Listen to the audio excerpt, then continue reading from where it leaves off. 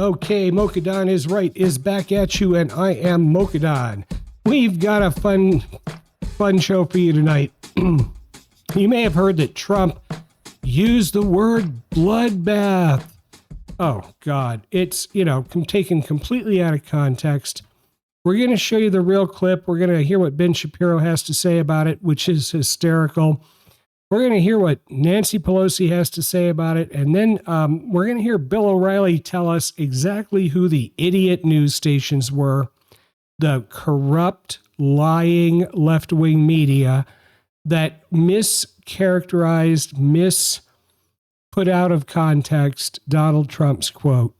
We're going to show you another quote they took out of context because he thinks MS-13 gang members who murder people in their own countries, murder people in El Salvador. So many of them murdering people there. They built a giant, I think it's a 35,000 person prison in El Salvador, and they've locked them all up without due process. But guess what? El Salvador has become a safe country again with these criminals, these animals locked up. But if you're sensitive, if you watch MSNBC or CNN and you think that's where you're getting valid, legitimate news from, and you don't understand that you are in fact being lied to continuously every day, then you are, what's the politically correct term? Dim-witted? No. You are intellectually challenged. And if we can just show you tonight the truth, you will no longer need to be intellectually challenged. You too can learn and be an intelligent human being. For those of you who are already on my side, this is just hysterical. You'll enjoy every minute of it. Here's the clip. God bless. Like, comment, subscribe, and enjoy. Donald Trump's best friends are in the legacy media. I don't mean that Donald Trump is friends with people in the legacy media. I mean, they are totally helping him. Members of the legacy media have been playing this incredibly stupid game since 2015. And the reason they play this game with Trump is because they play it all the time with other Republican politicians. The game goes like this. Donald Trump says something that uses a bit of inflammatory language in a completely non-inflammatory context. And the media then proceed to cut out the inflammatory language from the non-inflammatory context and then blow it up.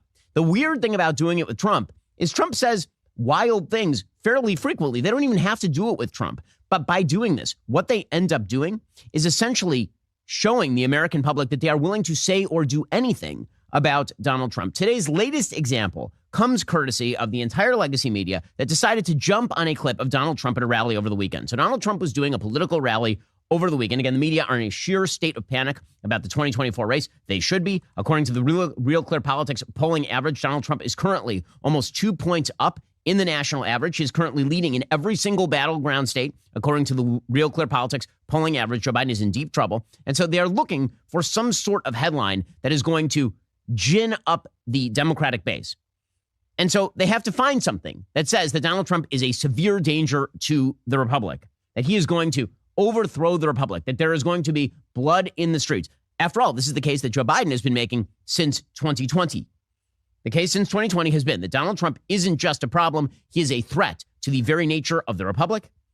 When Joe Biden got up at Independence Hall and gave the worst speech I can remember, standing in front of a blood-red Independence Hall suggesting that his political opponents were going to overthrow the democracy, this is the line that the entire media have been told to repeat over and over and over for the duration of this election cycle. And so they decided that over the weekend, they had found the golden ticket. They had found the clip of Donald Trump promising violence in the streets. There'll be blood in the streets tonight. The whole thing. So here is the full clip of Donald Trump talking.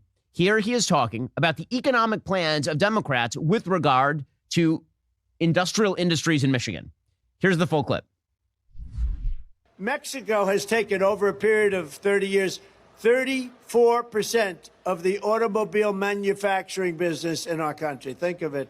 Went to Mexico. China now is building a couple of massive plants where they're going to build the cars in Mexico and they think that they're going to sell those cars into the United States with no tax at the border. Let me tell you something to China. If you're listening, President Xi, and you and I are friends, but he understands the way I deal, those big monster car manufacturing plants that you're building in Mexico right now, and you think you're going to get that, you're going to not hire Americans, and you're going to sell the cars to us. Now, we're going to put a 100% tariff on every single car that comes across the line, and you're not going to be able to sell those cars. If I get elected, now, if I don't get elected, it's going to be a bloodbath for the whole, that's going to be the least of it. It's going to be a bloodbath for the country. That'll be the least of it. But they're not going to sell those cars. Okay, he's literally talking about his plan to tariff Chinese imports. That's his plan, right? He's talking about tariffing Chinese cars imported via Mexico into the United States. And he says that if I get elected, it'll be good for the economy. And if I don't, then there will be a bloodbath. Now, that's the sort of language that occurs constantly in American politics. In fact, here's a montage of Democrats using the word bloodbath in a variety of contexts, talking about political bloodbaths and economic bloodbaths and all the rest. No one assumes what they mean is that there will be actual murder in the streets with the blood flowing freely into the gutters or something like this. Here is the media over and over and over saying bloodbath. Headlines calling it a, quote, bloodbath. Be a bloodbath. Not only is it going to be a bloodbath, but after they leave New Hampshire, it's a bloodbath on her home turf. That's really tough. Trump has left a lot of corpses in his wake. I mean, we can count the bodies as part of the, quote, MAGA drive to take over Maricopa County.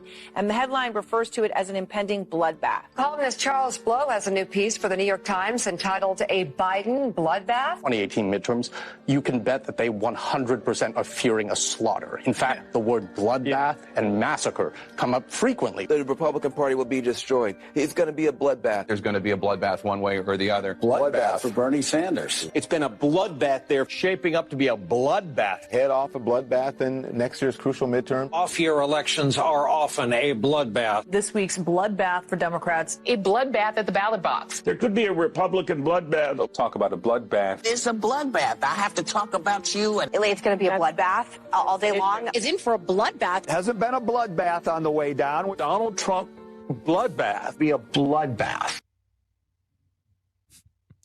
Okay, thanks to Grabian for that montage. Just going to point out again, the word bloodbath happens a lot in American politics because all it means is a slaughter. We use violent language a lot because it's evocative, but it doesn't mean that somebody's about to get killed or there's going to be a civil war or anything like that. And as Trump's spokesperson, Caroline Leavitt, said over the weekend, obviously Trump was talking about economic bloodbath. Economic bloodbath.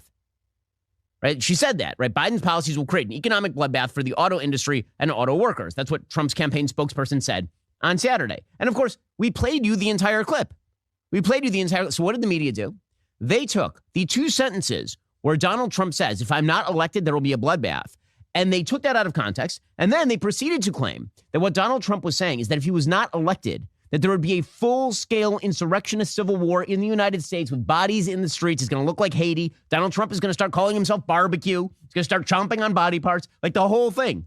The media beclown themselves every day. Here is, for example, Nancy Pelosi playing this game. This is just ridiculous. We just have to win this election because he's even predicting a bloodbath. What does that mean? He's going to exact a bloodbath? There's something wrong here. How respectful I am of the American people and their goodness. But how much more do they have to see from him to understand that this isn't what our country is about? Wow. Because otherwise there's going to be a bloodbath. Pelosi makes no attempt, all right, to know anything. She's a propagandist. But I'm going to tell you something. If they distort a Biden speech like they just distorted a Trump speech, I will report it to you. The hate Trump movement is an industry, and it is enabled by the networks. So here are the press outlets that took the bloodbath comment out of context, okay? Mediaite, the Associated Press, Drudge, CNBC, NPR, The Guardian, NBC News, Politico, CNN, The Hill, The Daily Beast, The Economic Times, CBS News, USA Today, LA Times, New York Times, Newsweek, Rolling Stone, Telegraph, Independent, USA Today, MSNBC, Washington Post. They all took the bloodbath headline and took it out of context to tell the American public, hey, Trump is threatening violence. I mean, it's beyond dishonesty. That wasn't all. All right, same speech, Dayton, Ohio. Trump addresses illegal migrants who commit heinous crimes, not only in America when they get here, but in their home countries. Roll it. If I had prisons that were teeming with MS-13 and all sorts of people that they've got to take care of for the next 50 years, right? Young people that are in jail for years, and if you call them people, I don't know if you call them people. In some cases, they're not people, in my opinion, but I'm not allowed to say that because the radical left says that's a terrible thing to say. They say you have to vote against him because did you hear what he said about humanity? I've seen the humanity, and these are bad. These are animals, okay? All right. So I kind of agree with that. MSN 13, the El Salvadoran gang, is heavily here on Long Island, committing murder, mayhem, drug dealing, you name it, extortion. In their own country, El Salvador, the president there has had to declare martial law and suspend all due process to attack those gangs. These are really like the Mexican drug cartels. So Trump uses hyperbole, but it's not inaccurate. All right. Former Biden spokesperson Jen Psaki now works for MSNBC. Go. The full context is that he went on to say some undocumented immigrants are, quote, not people. And of course, the full context is that this is much bigger than one single speech. Well, if you're expecting any kind of honesty from that woman, then what can I say? You're not going to get it. She's a propagandist, just like Pelosi. It just rankles me that NBC News and CNN enable this kind of blatant dishonesty. Here are the media outlets that condemn Trump for condemning violent migrants. NPR, The Guardian, The Atlantic, Rolling Stone, Politico, CNN, The Hill, The Daily Beast, The New York Times, USA Today, MSNBC, The Washington Post, The Huffington Post. You sense a pattern of behavior here? Jeez. All right. The good news is that most Americans know the fix is in. They know. So if you are watching MSNBC or CNN or reading the Washington Post and the New York Times, you already hate Trump. You want to hate him more? Just watch those vehicles. This is to just demonstrate once again the blatant dishonesty of the media in America. All right. This is Mocha is right back. I hope you enjoyed that clip with Ben Shapiro and Bill O'Reilly. They laid it out better than I can, and I'm not as articulate as they are, and I hope you enjoy the fact I can cut in those people and kind of give you a little shorter version of what is a 1 hour show with Ben Shapiro and a 30 or 40-minute show with Bill O'Reilly. So please like, comment, and subscribe. We need your subscriptions. We're a brand new channel just starting out. We need your help. So God bless. Please subscribe. If you have some comments about this, if you think I'm crazy, or if you would like me to do some more sort of one-on-one long-form content about the economy, I'm capable of doing that. I'm a California real estate broker. I have securities and insurance licenses. I have NMLS licenses for mortgage lending. If you would like me to talk about mortgages or mortgage rates and, what I kind of consider to be a little bit of a boring content, but I can do that and hopefully craft it down to something tolerable. Put something in the comments. Let me know what content you would like me to do with my expertise. I'm also a gun guy. Got a lot of AR-15s, got an NFA trust, got a lot of suppressors, got a lot of handguns, carry a gun everywhere I go. I've built dozens of AR-15s. I could probably talk to you about that, but I can give you the bottom line on that. Buy an Adams Arms P2 and look them up, adamsarms.net. Look up the P2. That's what I recommend.